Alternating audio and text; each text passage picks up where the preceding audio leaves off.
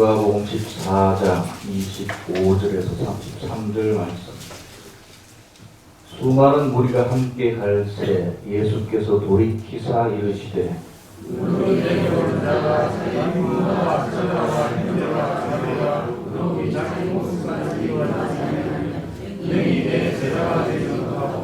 누구든지 자기 십자가를 지고 나를 따르지 않는 자도 능히 내 제자가 되지 못하리라. 너희 중에 누가 문제를 세우고자 하는지 자기의 가슴이 주목하는 가지에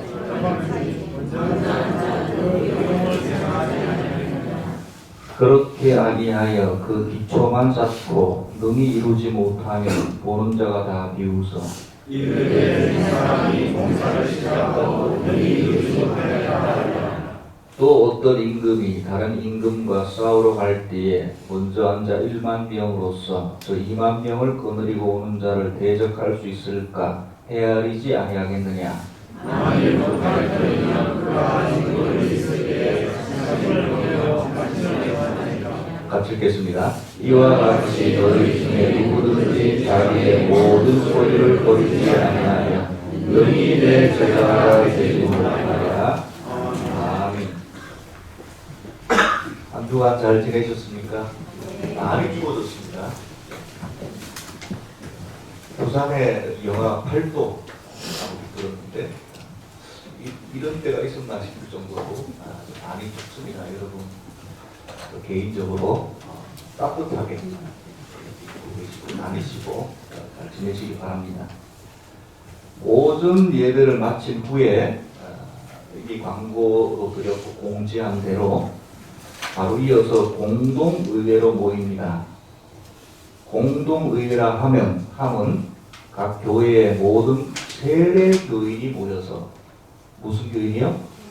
세례교인, 장회, 재직, 야수, 세례받은 이들은 다 모여서 특정 목적과 주제를 가지고 회의를 한 후에 투표나 거수의 의사결정 과정을 통해서 중요한 문제를 결정하고 해결하는 교회의 최상위 의결기관입니다.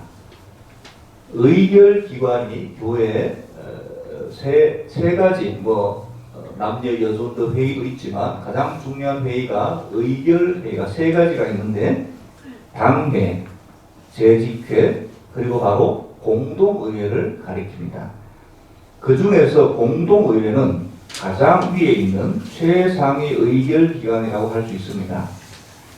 공동의회는 교회 내에 여러 중요한 문제들 앞에 놓고 1년에 한 차례 이상씩 모일 수 있습니다. 예를 들어서 오늘처럼 한 해 1년을 결산하고 내년에 다음에 예산을 위한 예결산 공동회의가 있고 오늘 모이는 공동회의가 바로 그거죠. 성격이. 그 다음에 중요한 직분자를 세울 때 황존직 또 이거 역시 공동회의를 통해서 결정하게 됩니다. 또한 담임 목사의 청빙이나 은퇴 중요한 교회 재산을 취득하거나 매매, 심각한 치리와 해벌, 출교 같은 이런 중요한 결정 사항도 꼭 공동회의를 통해서만 결정을 할 수 있습니다. 오늘 공동회의는 2022년도 한 해 결산과 2023년도 예산을 위한 공동회의입니다. 결산을 하고 예산을 지혜롭게 잘 짜는 것은 매우 중요합니다. 각 가정의 가계도 중요하죠. 수입이 얼마고 지출이 얼마고 그걸 계획성 있게 지혜롭게 잘 살아가지 않으면 빛에 조들리거나 불행한 삶을 살아갈 수밖에 없습니다. 특히 우리는 경제, 자본주의 사회에서 살고 있기 때문에 이 경제적인 문제, 재정적인 문제를 통해서 참 많은 고통을 받습니다. 잘못 살았을 때는요. 한 나라의 재정은 더욱더 말할 수 없이 중요하죠. 일례로 IMF 때 결국 나라 살림을 이제 잘못 사는 것인데 그거로 얼마나 많은 사람들이 고통을 당했습니까? 세상 사람도 고통을 당했지만 우리 성도들도 크리스찬들도 많은 고통을 당해야만 했습니다. 이 돈을 재정을 규모 있게 잘 쓴다는 것은 교회 역시 지혜가 필요하고 잘 살아내는 것이 중요합니다. 계획을 짜는데도 지혜가 필요하고 짠 계획대로 잘 쓰는 것도 지혜와 결단이 필요합니다. 특별히 오늘 말씀을 통해서 공동의회를 앞둔 우리에게 주시는 귀한 지혜가 있다고 생각합니다. 첫째는 예수님께서도 예결산에 관해서 관심을 가지고 있다는 것입니다. 예수님, 하나님의 아들이라고 해서 물론 믿음을 가장 중요하게 보셨죠. 제자들의 믿음만 보시지는 않으셨습니다. 오늘 말씀 28절을 다시 한번 보시겠습니까? 너희 중에 누가 망대를 세우고자 할진대 자기의 가진 것이 준공하기까지에 족할는지 먼저 앉아 그 비용을 계산하지 아니하겠느냐, 이렇게 예수님께서 말씀하셨습니다. 족할는지 먼저 앉아 비용을 계산한다. 이걸 두 글자로 예산이라고 합니다. 먼저 앉아, 앞으로 이렇게 세울 건데 끝날 때까지 얼마 정도 들어가겠다. 그게 이제 이 말이죠. 먼저 앉아 그 비용을 계산해야 되는 거 아니냐. 이 예산자는 겁니다. 이게 예수님의 비유 중에 예산의 중요성을 말씀하시는 겁니다. 우리는 왕왕 이렇게 생각하지요. 예수님은 믿음을 중요하게 생각하신다. 맞습니다. 근데 믿음만 중요하게 생각하시지 않습니다. 지혜도 중요하게 생각하십니다. 중용도 중요하게 생각하십니다. 중국의 철학자만 중용을 말씀하신 것이 아닙니다. 그 전에 예수님께서도 말씀하셨습니다. 이웃 사랑도 중요하게 생각하셨습니다. 인내와 끈질김도 중요하게 보셨습니다. 우리는 왕왕 이 영적인 것과 경제적인 문제를 왕왕 구분하는 경향이 있습니다. 그래서 영적인 것은 더 중요하고 귀하고, 그러나 경제적인 것, 예결산을 포함해서 교회 안에서 경제 문제를 다루는 것은 좀 터부시하거나 덜 중요하게 생각하는 경향들이 있어 왔습니다. 실제로 과거에. 그래서 믿음으로, 은혜로 덮어두고 넘어갈 때가 많았죠. 근데 이게 나중에 이것이 큰 문제화가 되는 경우가 많았습니다. 그게 무슨 말입니까? 중요하다는 말이에요. 투명하게, 예결산에 맞게, 지혜롭게 잘 계획을 세우고 쓰는 것 너무 중요합니다. 예수님께서도 오늘 말씀을 통해서 보면 경제 문제를 중요하게 생각하셨습니다. 재정을 통해서 믿음이 드러나야 된다. 끝까지 생각하셨습니다. 망대도 하나의 건축물이죠. 망대. 믿음으로 세우라. 이렇게 말씀하시지 않고 먼저 비용을 계산해 보아라. 이렇게 말씀하셨습니다. 둘째로 예산만 잘 세워라가 아니라 예산과 거기에 따른 결산이 맞아야 된다. 이렇게 말씀하셨습니다. 예수님께서 예산에 대해서 말씀하신 건 놀라운데 그뿐만이 아니라 결산까지 맞춰야 된다. 이렇게 말씀하십니다. 29절 30절이 그 말씀이에요. 그렇지 아니하여 그 기초만 쌓고 능히 이루지 못하면 보는 자가 다 비웃어 이르되 이 사람이 공사를 시작하고 능히 이루지 못하였다. 망대를 쌓다 보니까 건축하다 보면 왕왕 이런 경우가 많이 있거든요. 그 쌓다 보니까 재정이 빵꾸가 났습니다. 그러니까 세운 예산이 기초 쌓을 것밖에 안 된 거예요. 그러니까 예산을 더 잡았어야 되는데 덜 잡은 거죠. 결산을 해보니까 기초밖에 못 닦았습니다. 그러니까 건물을 세울 예산은 또 세워야 됩니다. 우리 건축하다 보면 항상 부족하죠. 이상하게. 항상 더 들어갑니다. 그것까지 그래도 많이 생각을 했어야 되는데 못했다는 거예요. 그리고 그럴 경우에 다른 사람이 그것을 보면 비웃을 것이다. 이렇게까지 말씀하십니다. 공사를 시작하다가 끝까지 못할 것 같으면 아예 시작도 말아야 한다는 뉘앙스까지 풍기고 계십니다. 그러니까 굉장히 어떻게 보면 현실적이시죠. 예수님의 지금까지 비유하고는 좀 결이 다른 것 같은 그런 느낌마저도 줍니다. 근데 예수님의 육신의 아버지, 물론 이제 천부시지만 예수님이 이 땅에 태어나셨기 때문에 육신의 아버지가 요셉 아닙니까? 요셉이 직업이 목수였습니다. 목수로서 일평생을 보냈고, 당연히 예수님도 공생애, 30쯤에 공생애를 시작하기 전까지 목수 일을 하셨습니다. 예수님께서도요. 아버지 일을 돕고 목수의 사명을 감당했습니다. 그 당시 목수는 지금하고 좀 달리 빈곤한 직업에 속했습니다. 그러니까 누가 일거리를 줘서 일을 하면은 하루치를 먹고, 일을 못하면 하루치를 굶는 겁니다. 그러니까 이 가장으로서 경제 문제를 세심하게 생각하지 않으면 가족이 굶습니다. 그러니까 한 달, 두 달 하면은 어느 정도 그게 나오잖아요. 아, 일거리가 한 달에 30일 중에 지난달에는 15일밖에 못 했는데, 그럼 그 다음 달에 반영을 해야죠. 그러면 하루는 한 대량이니까 하루치가 거기에 따라 잘 경제를 세워놔야, 그러면 가족이 굶으니까 잘못 잡으면. 그러니까 예수님께서 그렇게 사셨단 말이에요. 그렇게 안 하셨을 거라고 생각하십니까? 하나님의 아들이니까 집에서 기도만 하시고 말씀만 보셨다고 생각하세요? 전혀 그렇지 않습니다. 열심히 수종 들었다 이렇게 말씀하셨습니다. 물론 기도하고 말씀 전에도 중요하셨지만 항상 남자 어린아이, 특히 예수님은 장남이시니까 당연히 아버지 일을 도왔을 것이고, 아버지 요셉이 좀 일찍 돌아가신 것 같습니다. 홀어머니 모시고, 그러니까 공생을 하기 전까지는 그 일을 감당하셨고, 감당하시려면 당연히 가장으로서 이것을 생각하지 아니할 수 없으셨을 것입니다. 예산과 결산을 맞춰가야 된다는 것을 좀 다른 말로 31절 이하에 표현합니다. 요 29절 30절은 낭대, 건축물 짓는 것을 예를 들었고, 31절에는 전쟁의 예를 듭니다. 그러니까 어떤 임금이 다른 임금과 싸우러 갈 때에 먼저 앉아서 1만 명으로 2만 명을 거느리고 온 자를 대적할 수 있을까 해야 하지 않겠느냐. 만일 못할 터이면 아직 멀리 있을 때에 사신을 보내서 화친을 해야 되지 않냐. 이런 수가 다릅니다.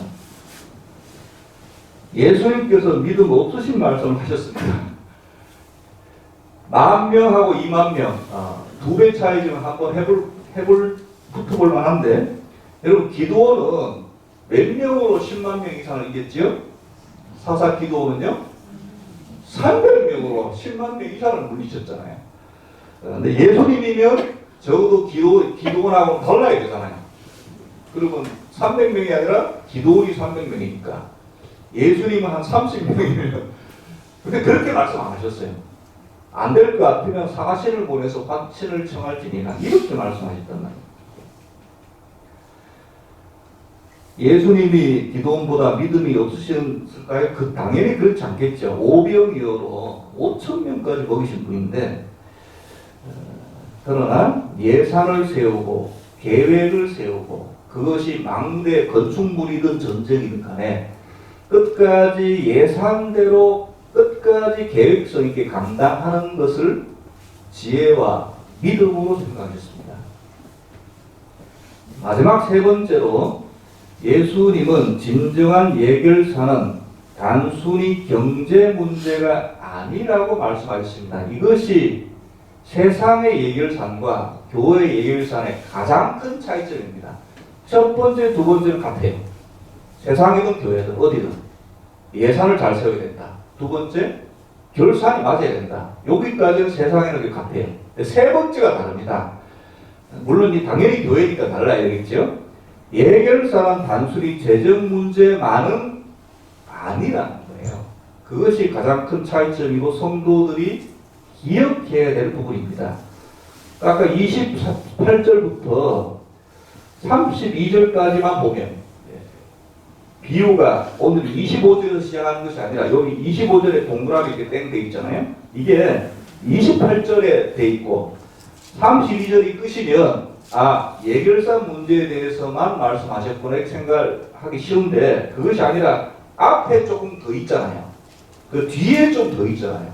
그러니까 그것만 문제가 아니라는 거죠. 그 앞에 읽어보면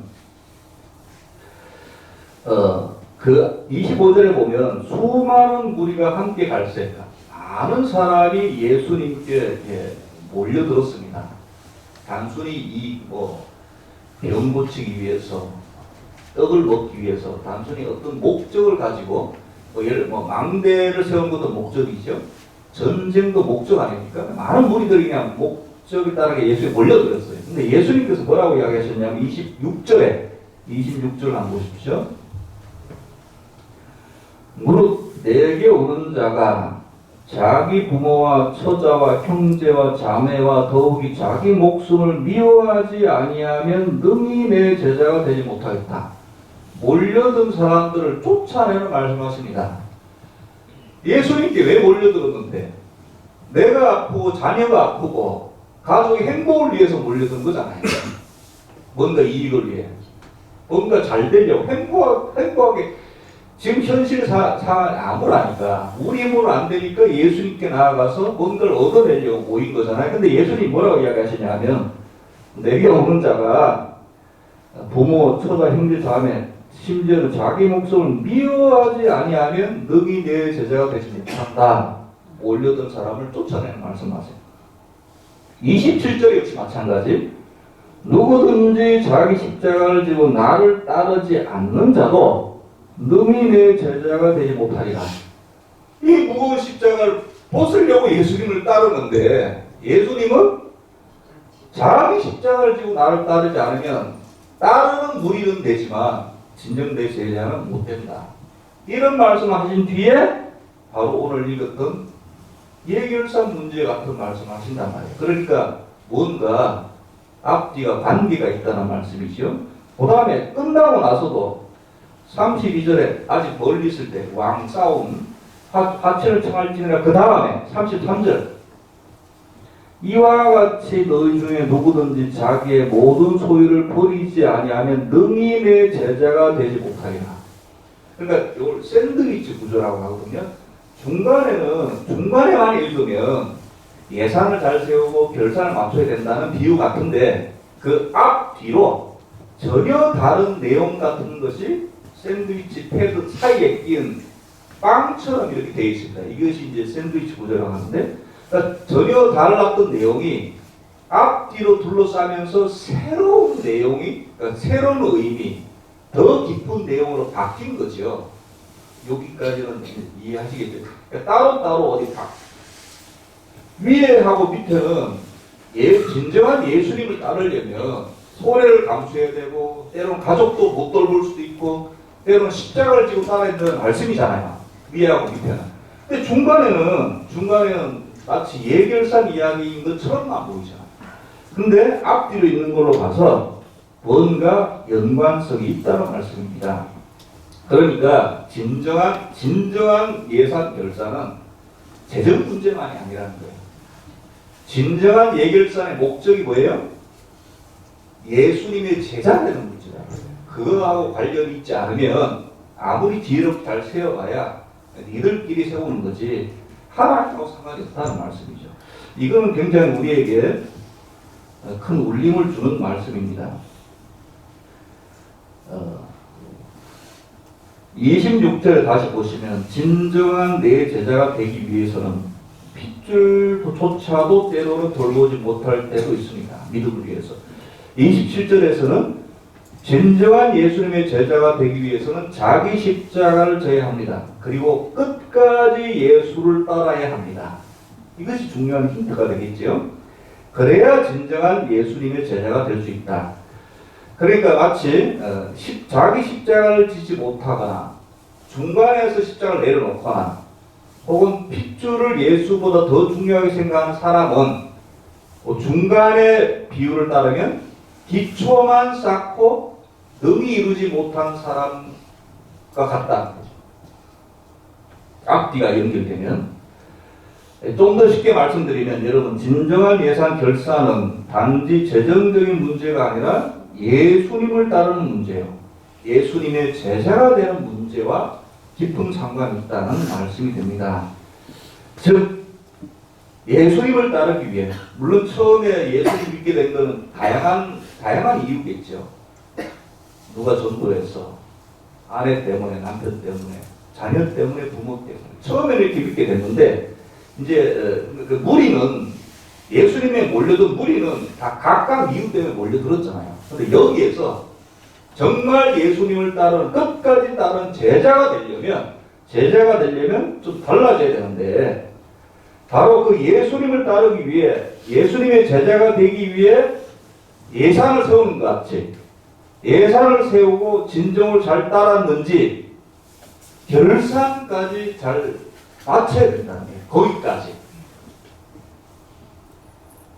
돈만 맞았다고 결산을 당한 것이 아니라 예수를 따르고 예수의 제자가 되는 것, 거기까지 가야, 진정한 거기까지 가야 결산을 마친 것이라는 거예요.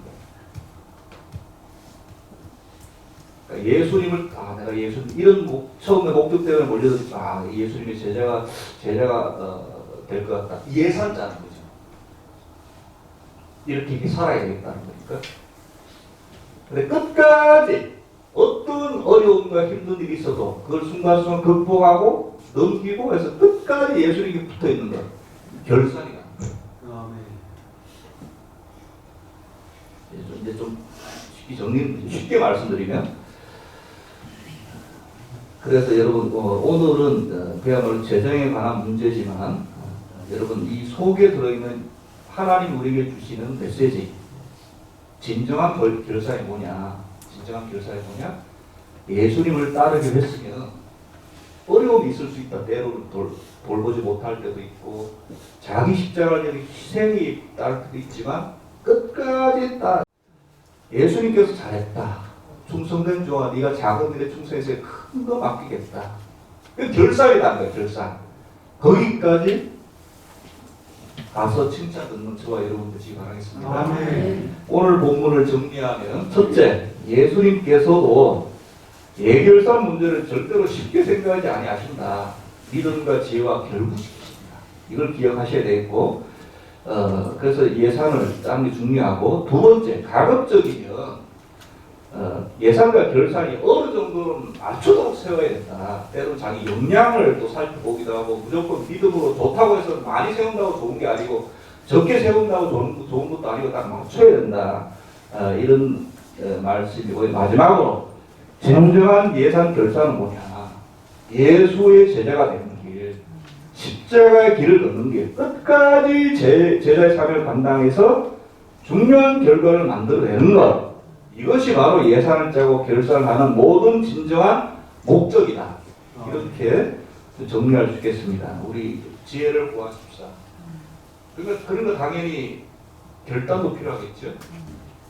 예수님의 제자가 되려 참여해야 되는 것도 있을 것이고, 감수해야 되는 것도 있을 것이고, 모든 교회의 예결산 결국 우리 모두의 십자가를 지고 예수 뒤를 따라 제자가 되는 그 목적으로 세워지고 집행되어야 한다는 사실도 이 말씀을 통해서 알 수 있습니다. 이 말씀 기억하시고요, 우리에게 지혜를 구하시는 저와 여러분 되시길 바라겠습니다. 기도드리겠습니다. 하나님 아버지, 은혜 감사드립니다. 주님께서 오늘 비유의 말씀을 통해서 예산과 결산에 대한 중요성과 진정한 예결산의 목적은 예수님의 제자가 되는 것 말씀하였습니다. 이 말씀을 가슴 깊이 신비에 새기고 이것을 기억하여 결산과 예산을 잘 진행되어 나갈 수 있는 지혜를 허락하여 주시옵소서. 예수 그리스도 이름으로 기도드렸사옵나이다. 아멘.